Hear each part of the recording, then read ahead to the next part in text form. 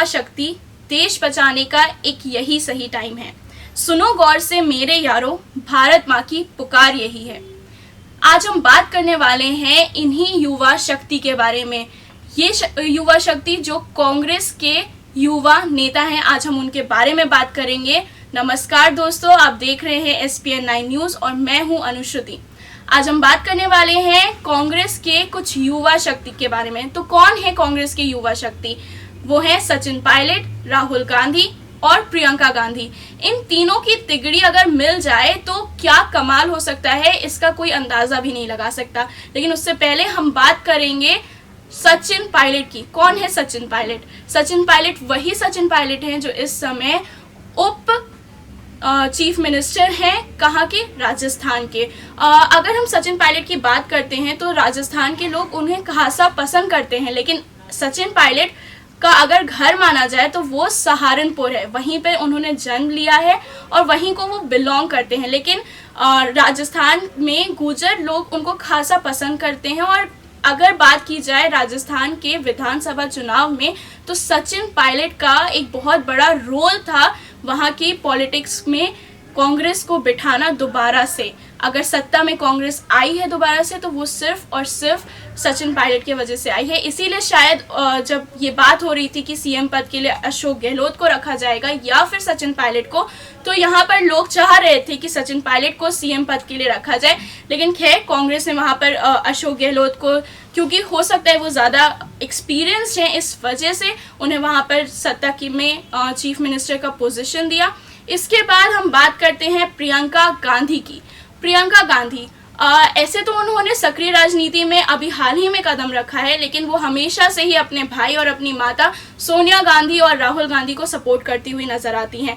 सोनिया गांधी और राहुल गांधी को बैक से जो है वो सपोर्ट कर रही थी, लेकिन यहाँ पर अब वो एकदम फ्रंट में आ गई हैं और वो कह रही हैं कि हम पूरे ज़ोरों से जो है लड़ाई करेंगे और देश को बचाएंगे। यहाँ पर प्रियंका गांधी की सबसे अच्छी जो बात है वो ये है कि वो किसी एक इंसान को प्रमोट नहीं कर रही, वो अपने भाई को प्रमोट नहीं कर रही है, वो अपनी माता को प्रमोट नहीं कर रही है। वो ये कह रही है कि इस बार जिसकी भी सरकार आएगी वो देश को बचाने के लिए आएगी, ना कि राहुल गांधी को जिताने के लिए आएगी और ना ही सोनिया गांधी को जिताने के लिए आएगी। अगर प्रियंका गांधी की बात कर ही रहे हैं तो उन्होंने पूर्वी उत्तर प्रदेश की कमान संभाली थी और यहाँ पर देखा जा रहा है कि यहाँ पर जहाँ पर एक टाइम को लग रहा था कि मोदी की लहर बन गई है, उसको उन्होंने तोड़ा है। वो अमेठी गई हैं, उन्होंने बोट यात्रा किया है। बोट यात्रा में जाकर उन्होंने महिला स्टूडेंट से मिली हैं वो इलाहाबाद यूनिवर्सिटी की। तो यहाँ पर देखा गया है कि वो कहीं ना कहीं ऐसे मुद्दे भी उठाती हुई नजर आई हैं कि भाई आपने 15 लाख का वादा किया था, लेकिन वो 15 लाख हैं कहाँ। इसके बाद उन्होंने एक और मुद्दा उठाया कि जितनी भी आप बात करते हो कि यहाँ पर सुरक्षा है, ये है, वो है, तो वो सुरक्षा है कहाँ। हर कदम पर उन्होंने मोदी सरकार को घेरा है और खासकर ये भी उन्होंने कहा है कि भाई यहाँ पर एक भी 5 साल में आपने काम नहीं किया है। आप रिपीटेडली ये कहते रहते हो कि 60 साल में आपकी सरकार ने क्या किया है, लेकिन आप बताइए आपने जो 5 साल आपको मिले उसमें आपने क्या कहा है। तो कहीं ना कहीं प्रियंका गांधी ने पूरा मोदी सरकार को घेरा है। इसके बाद बात करते हैं राहुल गांधी की। राहुल गांधी जो कांग्रेस के अध्यक्ष हैं, उनके बारे में अगर हम बात करें तो उन्होंने यहाँ पर एक बहुत ही अच्छी चाल चली। जहाँ पर मोदी सरकार ने ये कहा था कि वो हर खाते में 15 लाख रुपए ले आएंगे, उसको वो पूरा नहीं कर पाए। इसलिए राहुल गांधी और उनकी थिंकिंग टैंक ने ये डिसाइड किया कि कांग्रेस अपने मैनिफेस्टो में 72,000 रुपए न्यूनतम आय का वादा करेगी।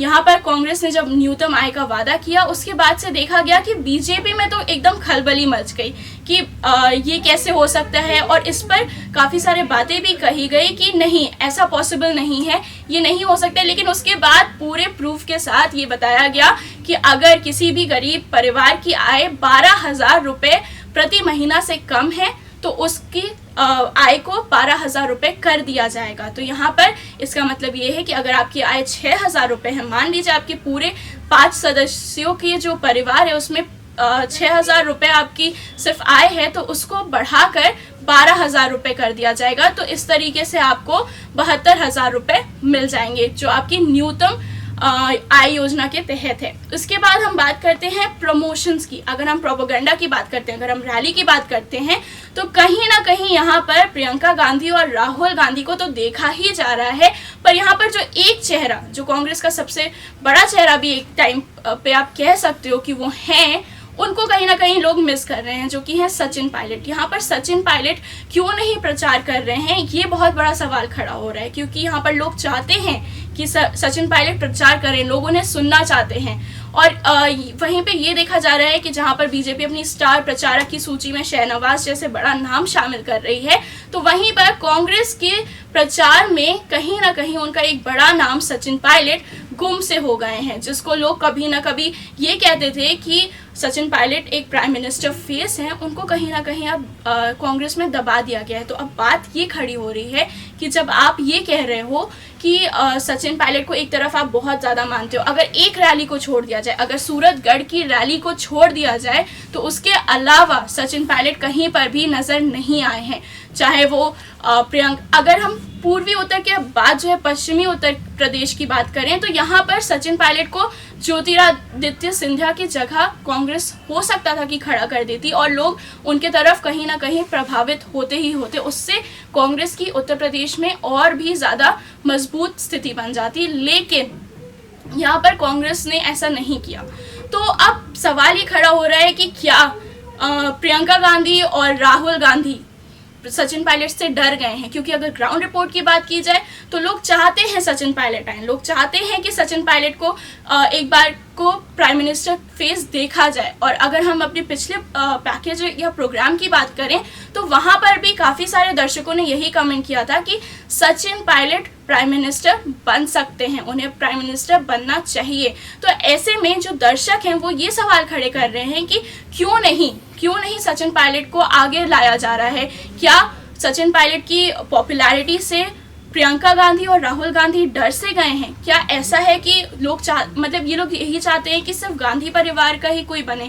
लेकिन हम ये बात नहीं कह सकते हैं, क्योंकि अभी ये बात की कोई पुष्टि नहीं हुई है कि कांग्रेस से कौन प्राइम मिनिस्टर फेस बनने वाला है। लेकिन जो खबरें आ रही हैं वो यही आ रही हैं कि या तो प्रियंका गांधी या फिर सचिन पायलट को प्राइम मिनिस्टर फेस बनना चाहिए। अगर ये दोनों बनते हैं तो कहीं ना कहीं दर्शक इनसे बहुत ज़्यादा खुश होंगे और इन्हें प्राइम मिनिस्टर के रूप में देखना चाहते हैं। और यहाँ तक कि ये भी खबरें आ रही थी कि प्रियंका गांधी को बनारस से सीट मिलनी चाहिए, जो कि अभी लग रहा है कि अगर प्रियंका गांधी की पिछली रैलियों की बात करें तो उन्होंने खुलकर कहा है कि आप चाहते हो मैं बनारस से रैली लड़ूं, तो माफ़ कीजिएगा, आप चाहते हो कि हम बनारस से चुनाव लड़ें। उन्होंने ये कहा है कि आप चाहते हो कि हम बनारस से चुनाव लड़ें।